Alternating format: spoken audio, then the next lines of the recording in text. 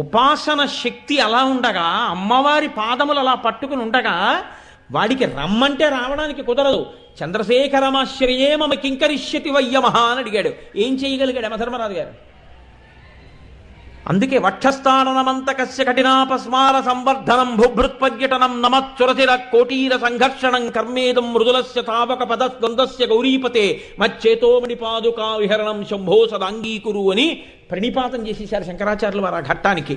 అంత భక్తి, అంత పూనిక నీకుంటే నీ గ్రహములు కూడా ఏం చెయ్యలేక అలా చేతులు కట్టుకుని వెనక్కి వెళ్ళిపోతాయి, ఫలితాలు ఇవ్వకుండా. అలా వెళ్ళిపోగలిగినంతటి శక్తి నీ యందు ఎక్కడి నుంచి వస్తోంది? ఆ శక్తి అమ్మవారి ఇస్తుంది. వాడి జోలికి వెళ్ళకంటుందంతే, పక్క నుంచి వెళ్ళిపోవలసిందే. అంతటి శక్తి అమ్మవారి పాదములలోంచి వస్తోంది. ఆవిడ పాదములు పట్టుకుని ఉండగలిగావా?